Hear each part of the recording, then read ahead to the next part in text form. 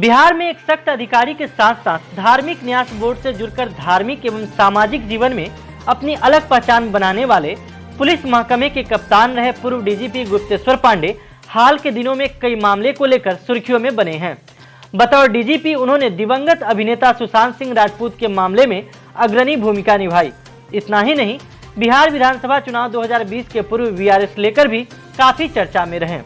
यूं तो उन्होंने इससे पूर्व भी वीआरएस लिया था, मगर पुनः पुलिस सेवा में आकर अपने कर्तव्यों का बखूबी पालन किया। मगर इस बार उनका वीआरएस लेना राजनीतिक गलियारों में हलचल पैदा कर दिया है। वीआरएस लेने के बाद मुख्यमंत्री नीतीश कुमार से मिलना भी काफी चर्चा का विषय है। चर्चा इस बात को लेकर भी कि क्या पांडे जी केंद्र की राजनीति में सक्रिय होंगे या बिहार विधानसभा चुनाव में वे भाजपा में आकर कमल खिलाएंगे या नीतीश के साथ मिलकर विपक्ष पर तीर चलाएंगे। इन तमाम सवालों के जवाब को ढूंढने के लिए वैशाली टुडे की टीम पांडे जी के बेहद करीब माने जाने वाले और उनके नशा मुक्ति अभियान के यूथ ब्रिगेड के अध्यक्ष सह RYVP के राष्ट्रीय अध्यक्ष किसलय किशोर से बातचीत की और पांडे जी के बारे में चल रही अटकलों के बारे में जानने और समझने की कोशिश की। सुनिए क्या कहना है पांडे जी को लेकर नशा मुक्ति अभियान यूथ ब्रिगेड के अध्यक्ष सह RYVP के राष्ट्रीय अध्यक्ष किसलय किशोर का। ये चर्चा हो रही है कि उपचुनाव लड़ रहे हैं, लोकसभा उपचुनाव कहीं हो रहा है कि नहीं, विधानसभा में आ रहे हैं। आप लोग चूँकि उनसे खास जुड़े हुए हैं, उनके नशा मुक्ति अभियान के भी आप मेंबर हैं, क्या सच्चाई है आप लोगों के जानकारी में क्या है? देखिए, उन्होंने वीआरएस लिया है, ये सच्चाई है और तो सर्वविदित है, सब लोगों के सामने में। उन्होंने 5 महीने पहले अपनी नौकरी छोड़ी है और उनकी शुरू से इच्छा रही है कि सामाजिक जीवन में आकर जो वो समाज के उन सभी तबकों के लिए कुछ करे जहाँ तक वो नहीं पहुँच पाए थे बतौर पुलिस अधिकारी रहते हुए। तो उनकी जो हम लोग से जो बातचीत होती है तो उसमें तो ये चीज़ झलक के आती है कि उनको राजनीति में आना चाहिए। हम लोग स्वयं बोलते हैं, वो कभी खुद से नहीं बोले कि मुझे सक्रिय राजनीति में आना है। 2009 में भी जब वीआरएस लिए थे तो वो किसी पार्टी, अगर कहीं पे कोई कह दे कि किसी पार्टी के पास गए हों, किसी पार्टी के बैठक में गए हों, किसी पार्टी के दफ्तर गए हों, नहीं गए थे। हम लोग उनसे कह रहे थे कि आपको सक्रिय राजनीति में आना चाहिए। देखिए, राजनीति में एक शून्यता आ गई है, अच्छे लोगों की कमी हो गई है, तो इसके वजह से वो उम्मीद है हम लोग के कहने पर वो राजनीति में आ रहे हैं और आएंगे, ये तय है। असमंजस इस बात की है कि किस राजनीतिक में, केंद्र की राजनीतिक या बिहार की राजनीतिक? देखिए, वो तो ऐसी शख्सियत है कि आज उनकी प्रसिद्धि हिंदुस्तान के स्तर पे है और कई राज्यों के लोग तो उनको कह रहे हैं, कई राज्यों के लोग कि आप केंद्र की राजनीति में आइए। लेकिन हम लोग चाहते हैं कि नहीं, अभी वो बिहार की राजनीति में रहें और हम जैसे नौजवानों को उनसे बहुत सीखने को मिलेगा। अगर वो बिहार की राजनीति में रहते हैं तो मेरे जैसे नौजवान जो पढ़ लिख कर सामाजिक जीवन में काम कर रहे हैं और जिनके लिए चुनाव ही सब कुछ नहीं है, अगर ऐसा होता तो आप मुझे ही देखिए, मैं तो इस बार का कैंडिडेट नहीं हूँ, मैं विधानसभा का चुनाव भी नहीं लड़ रहा। तो मेरे जैसे नौजवान जो राजनीति में आना चाहते हैं लेकिन समाज में काम करके आना चाहते हैं, वैसे लोगों के लिए गुप्तेश्वर पांडे एक बढ़िया पथ प्रदर्शक हो सकते हैं। तो हम लोग चाहते हैं कि वो स्टेट पॉलिटिक्स में रहें और हमें उम्मीद है कि हम लोगों के उम्मीदों पर वो खरा उतरेंगे और स्टेट पॉलिटिक्स में ही रहेंगे। हम लोग को ऐसा अनुमान है और उम्मीद भी है कि गुप्तेश्वर पांडे जी स्टेट पॉलिटिक्स में सक्रिय होंगे और स्टेट की पॉलिटिक्स में उनका एक बढ़िया योगदान रहेगा। बात अगर पार्टी की जाए तो कुछ लोग कह रहे हैं कि भाजपा के टच में है, कुछ लोग कह रहे हैं कि जदयू के टच में है, इसमें क्या? मैं एक बात बताऊं आपको, देखिए, चूँकि अब सर चूँकि सेवानिवृत्त हो चुके हैं, इसलिए मैं कह रहा हूं कि वो किसी के टच में नहीं है, सब लोग उनके टच में हैं। गुप्तेश्वर पांडे किसी के टच में नहीं है, सभी दल उनके टच में है। हर व्यक्ति चाहेगा, इसलिए कह रहा हूँ कि हर व्यक्ति चाहेगा कि गुप्तेश्वर पांडे जैसा व्यक्ति, गुप्तेश्वर पांडे जैसा नेता उनके दल में आए। वो जिस दल में जाएंगे उस दल की प्रतिष्ठा बढ़ेगी, उस दल का कद बढ़ेगा। एक पढ़ा लिखा, एक ऐसा व्यक्ति, एक ऐसा प्रवक्ता जो अपनी बातों को बहुत शिद्दत से रखते हैं, जो अपनी बातों को बहुत बेबाकी से रखते हैं। और आप देखेंगे तो आज हिंदुस्तान के पैमाने पर टॉप 5 खबरों में एक खबर गुप्तेश्वर पांडे की है। अभी 1 महीना पहले बिहार के कॉर डीजी सुनील कुमार भी सेवानिवृत्त हुए हैं, जनता दल यूनाइटेड ज्वाइन किए हैं।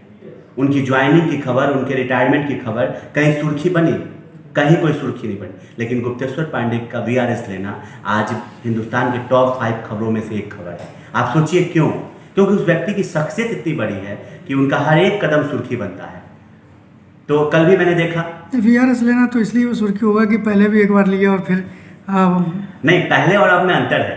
पहले जब वो VRS लिए थे तो उनका एक व्यक्तिगत कारण था, उनका जो हम लोगों को जहाँ तक जानकारी है उनकी धार्मिक आस्था काफ़ी बढ़ गई थी उस वक्त, और धार्मिक आस्था के प्रति एक रुझान होने की वजह से वो VRS लिए थे, जैसी मुझे जानकारी है। लेकिन फिर वो वापस आए और उसके बाद वो DIG रहे हैं, IG रहे हैं, DG रहे हैं, बिहार के DGP रहे हैं, और कभी किसी व्यक्ति विशेष के प्रति, किसी भी व्यक्ति दल के प्रति, धर्म के प्रति या दुराभाग का उनका ये नहीं रहा, और सब लोगों के लिए काम किए हैं। इसलिए आज आप विश्वास नहीं कीजिएगा, 14 विधानसभा क्षेत्रों से उनके यहाँ ऑफर है कि आप चुनाव लड़िए। बेगूसराय से, मोतिहारी से, वैशाली से हम लोगों ने तो हमने तो कहा, वैशाली के लोग हमारे पास आए थे, वो लोग कह रहे थे कि सर से कहिए कि वैशाली लोकसभा का प्रतिनिधित्व करें। जिस प्रकार से वैशाली लोकतंत्र की जननी है और उसका इतिहास इतना बड़ा है, उसी तरह से गुप्तेश्वर पांडे का वर्तमान बहुत बड़ा है, तो उनको वैशाली से आकर चुनाव लड़ना चाहिए। तो कुल मिलाकर आप इतना ही जान लीजिए कि गुप्तेश्वर पांडे जैसे लोगों का राजनीति में आना बिहार की साफ सुथरी राजनीति की ओर जाने को इशारा कर रही है, और ऐसे व्यक्ति राजनीति में नहीं आएंगे तो कौन आएंगे। हम 307 के मुजरिम को, 302 के मुजरिम को विधायक बनाते आ रहे हैं, हम बाहुबलियों को विधायक बनाते आ रहे हैं। बिहार के पिछड़ेपन का सबसे बड़ा कारण तो यही है, हमने ऐसे लोगों को विधायक बनाया जिनको MLA का फुल फॉर्म नहीं पता, जिनको MLC का फुल फॉर्म नहीं पता, जिनको UPA का फुल फॉर्म नहीं पता, NDA का फुल फॉर्म नहीं पता, हमने उनको विधायक बनाया है। एक ऐसा व्यक्ति जो 31 साल लोगों की सेवा करने के बाद, पुलिस विभाग में ईमानदारी से काम करने के बाद, जिसको कि एशिया फैम मैगजीन ने भी टॉप 10 हिंदुस्तान के चर्चित लोगों में शामिल किया, अगर वैसे व्यक्ति राजनीति में आ रहे हैं तो हम जैसे नौजवान तो उनका स्वागत करते हैं और दिल खोल कर स्वागत करते हैं, और ज़रूरत पड़ेगी जहाँ से लड़ेंगे हम लोग तो वहाँ जाकर कंपेन करेंगे उनके लिए। कई जगह ये चर्चा है कि जदयू की सदस्यता ग्रहण कर लिए जदयू का।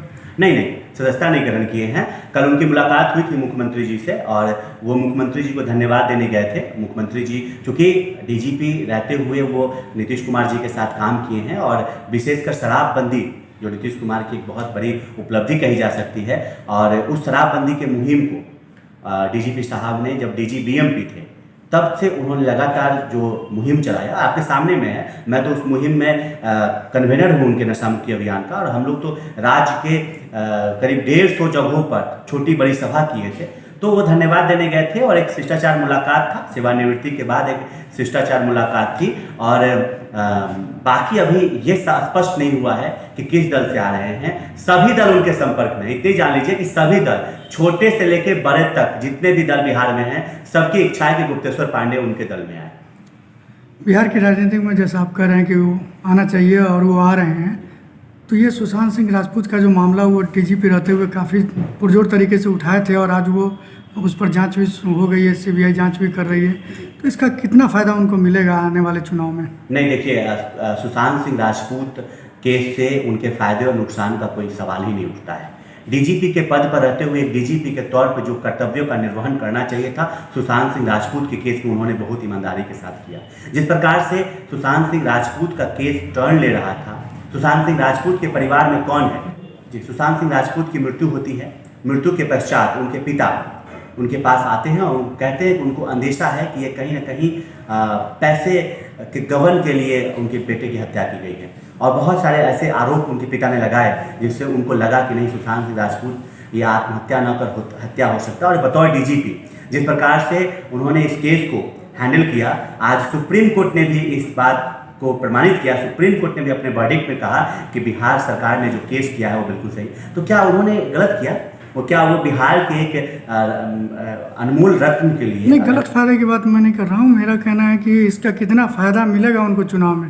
नहीं, ये अब मुझे नहीं लगता सुशांत सिंह राजपूत के मामले से उनको फायदा। गुप्तेश्वर पांडे पहले से ही बहुत प्रचलित हैं और उनके इतने काम रहे हैं, जहाँ रहे हैं जननायक रहे हैं, जननायक की छवि है। जननायक को ये सुशांत सिंह राजपूत का जाना हम सब के लिए हृदय विदारक है। इसमें किसी की मृत्यु पे राजनीति ये इसमें कहीं भी दूर दूर तक न फायदे की बात है न नुकसान की बात है। बतौर DGP उन्होंने सुशांत सिंह राजपूत के न्याय के लिए लड़ाई लड़ा, और ये बात पूरा विश्व जानता है कि अगर आज गुप्तेश्वर पांडे सुशांत सिंह राजपूत के लिए आवाज़ नहीं उठाते तो सुशांत सिंह राजपूत को न्याय नहीं मिलता, और इससे उनके किसी फायदे और घाटे का कोई प्रश्न ही नहीं उठता है, कोई सवाल ही नहीं उठता है। गुप्तेश्वर पांडे अपने 31 साल के सेवा काल में बतौर आईपीएस अधिकारी उनकी ईमानदारी, उनकी कर्तव्य निष्ठा पर कोई प्रश्न चिन्ह नहीं खा सकता। और दो चार विरोधी किसके नहीं होते हैं? मर्यादा पुरुषोत्तम राम के जब को गाली देने वाले लोग जब इस हिंदुस्तान में रह सकते हैं, तो हम और आप और गुप्तेश्वर पांडे